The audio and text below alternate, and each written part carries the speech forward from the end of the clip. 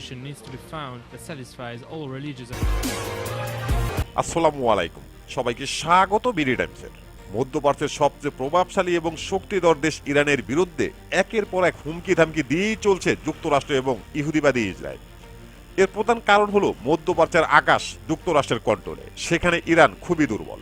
এমনটাই ছিল দীর্ঘদিন, কিন্তু মুহূর্তের মধ্যে সবকিছু বদলে গেল। যুক্তরাষ্ট্র এবং ইসরায়েলের বিরুদ্ধে মাঝ আকাশে ভয়ানক প্রতিপক্ষ হয়ে দাঁড়িয়ে গেছে ইরান। কারণ হলো ইরানের হাতে রয়েছে রাশিয়ার তৈরি পৃথিবীর সবচেয়ে শক্তিশালী আকাশ প্রতিরক্ষা ব্যবস্থা S-400 এবং মাঝ আকাশ দাপিয়ে পেরানো রাশিয়ার তৈরি US-35 যুদ্ধবিমান। যুক্তরাষ্ট্র এবং ইসরায়েলের সমস্ত আগ্রাসী পরিকল্পনা ধ্বংস করে দিয়েছে ইরান এবং রাশিয়া। এখন প্রশ্ন হলো, যুক্তরাষ্ট্র এবং ইহুদিবাদী ইসরায়েল একের পর এক ইরানকে হুমকি ধামকি দিয়ে যাচ্ছে, কিন্তু হামলা করছে না কেন? ইরানের হাতে রাশিয়ার তৈরি কতগুলো US-35 যুদ্ধবিমান রয়েছে। এরপরও যদি যুক্তরাষ্ট্র এবং ইসরায়েল ইরানের উপরে হামলা চালায়, তাহলে ইরান কতটা প্রতিরোধ গড়ে তুলতে পারবে এবং পাল্টা ব্যবস্থা নিতে পারবে? এ প্রতিটি বিষয় সুন্দরভাবে বোঝানোর চেষ্টা করব আজকের এই ভিডিওতে। আশা করি ভিডিওটি শেষ পর্যন্ত দেখবেন।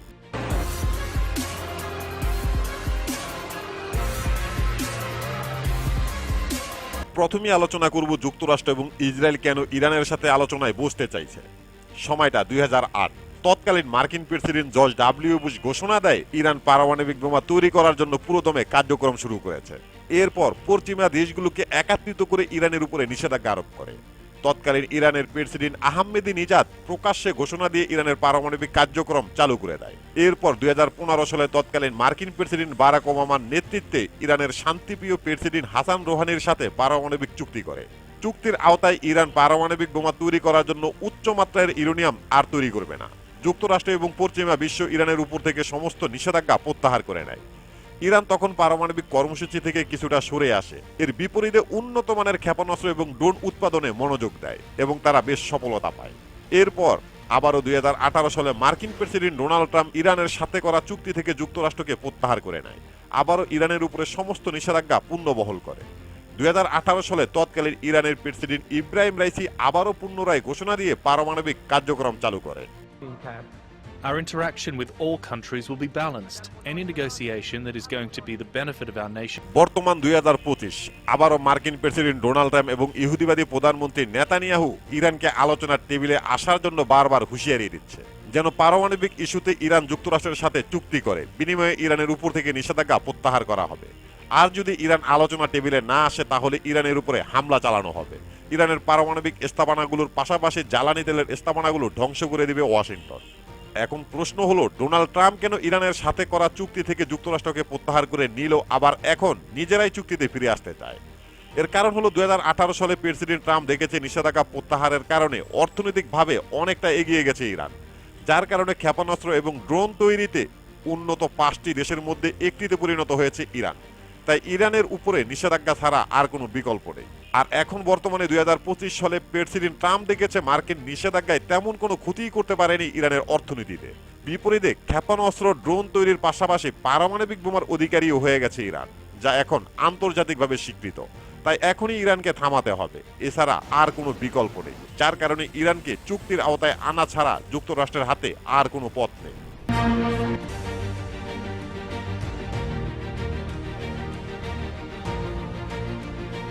এখন প্রশ্ন হলো, ইরান যদি বোমার মালিক হয়ে যায়, তাহলে যুক্তরাষ্ট্র ইরানের সাথে কিসের চুক্তি করবে, আর এই চুক্তিতে যুক্তরাষ্ট্রের কি বা লাভ হবে?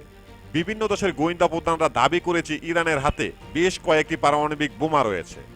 আন্তর্জাতিক পারমাণবিক শক্তি সংস্থা দাবি করেছে ইরান যে কোনো সময় 6টি বোমা তৈরি করতে পারবে। ইরানের হাতে সবকিছুই রয়েছে, কিন্তু আনুষ্ঠানিকভাবে ইরান এখনো স্বীকার করেনি যে তারা বোমা তৈরি করেছে, এবং আনুষ্ঠানিকভাবে ইরান এখনো বোমার পরীক্ষাও চালায়নি।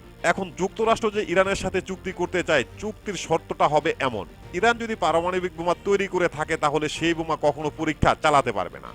ইরানের হাতে যত পরিমাণ উপকরণ রয়েছে তা দিয়ে ইরান নতুন করে আর পারমাণবিক বোমা তৈরি করতে পারবে না। শুধু তাই নয়, এই চুক্তির আওতায় আসবে ইরানের শক্তিশালী ক্ষেপণাস্ত্রের চুক্তিও।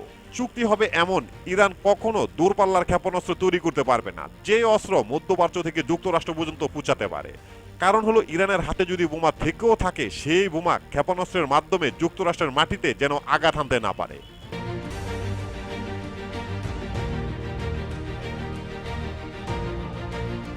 এবার আসা যাক যুক্তরাষ্ট্র এবং ইসরায়েল ইরানকে যে এত রকম হুমকি ধামকি হুঁশিয়ারি দিয়ে যাচ্ছে কিন্তু ইরানের উপরে হামলা করছে না কেন।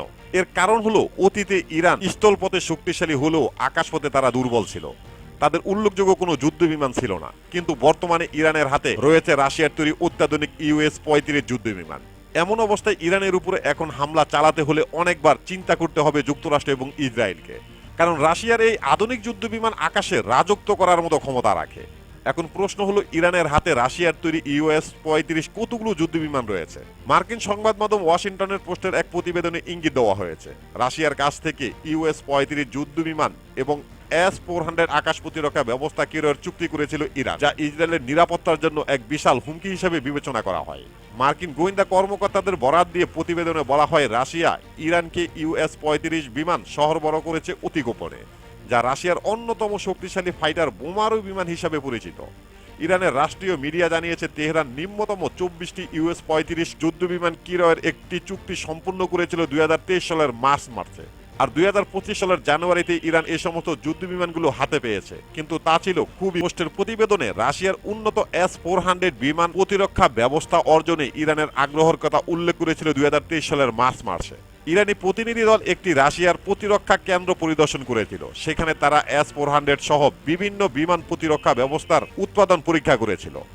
রাশিয়ার তৈরি S-400 মূলত কৌশলগত যুদ্ধ বিমান সহ বিভিন্ন যে কোনো বিমান শনাক্ত এবং ধ্বংস করার সক্ষমতার জন্য খুবই পরিচিত, যা ইসরায়েলে হামলার বিরুদ্ধে ইরানের প্রতিরক্ষার সক্ষমতা উল্লেখযোগ্যভাবে বৃদ্ধি করতে পারে। যদিও ইরান এখনো S-400 হাতে পেয়েছে কিনা তা এখনো নিশ্চিত করেনি, এমনকি মার্কিন গোয়েন্দাদের হাতেও এই তথ্য নেই। তবে মার্কিন এবং ইসরায়েলি সূত্রগুলো এই অত্যাধুনিক প্রতিরক্ষা ব্যবস্থা সুরক্ষিত করার জন্য ইরানের প্রচেষ্টা সম্পর্কে রাশিয়াকে সতর্ক করে আসছে, যেন ইরানকে এই অত্যাধুনিক আকাশ প্রতিরক্ষা ব্যবস্থা না দেয়। গোয়েন্দা কর্মকর্তাদের মতো রাশিয়ার সঙ্গে ইরানের পারস্পরিক সহযোগিতার অংশ হিসাবে ইরান থেকে হাজার হাজার ড্রোন কেনার পাশাপাশি প্রায় $2 বিলিয়ন মূল্যের সামরিক সমরাস্ত্র ক্রয় করতে সক্ষম হয়েছিল রাশিয়া।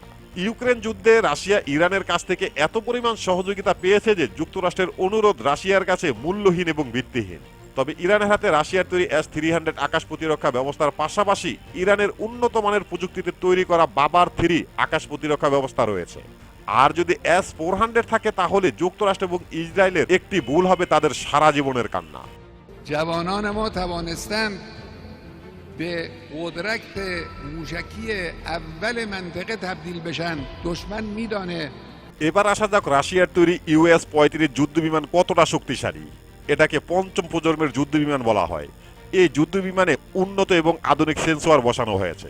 বর্তমানে যুক্তরাষ্ট্রের F-35 স্টিল যুদ্ধ বিমানকে মোকাবেলা করতে সক্ষম US এই যুদ্ধ বিমান। ধারণা করা হয় যুক্তরাষ্ট্রের F-35 স্টিল যুদ্ধ বিমানকে কোনো আকাশ প্রতিরক্ষা ব্যবস্থা দিয়ে প্রতিহত করা সম্ভব হয় না, কিন্তু রাশিয়ার তৈরি US-35 যুদ্ধ বিমান দিয়ে ধ্বংস করা সম্ভব। তাই যুক্তরাষ্ট্র ইরানে হামলা চালানোর ব্যাপার নিয়ে অনেকবার বাধার সম্মুখীন হয়েছে।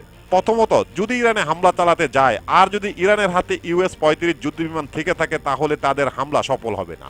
এর পরবর্তী ধাপটা যুক্তরাষ্ট্রের জন্য খুবই ভয়ানক হবে, কারণ ইরান কোনো দুর্বল দেশ নয়, পাল্টা হামলা করার মতো সক্ষমতা রাখে ইরান।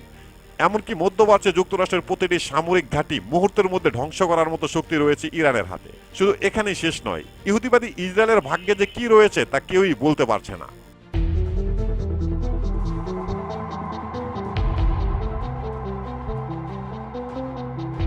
এখন যুক্তরাষ্ট্র খুব গভীরভাবে পর্যালোচনা করছে ইরানের সামরিক শক্তি নিয়ে। ইরান যে মধ্যপ্রাচ্যের সবচেয়ে শক্তিশালী একটি দেশ তার বলার অপেক্ষা রাখে না।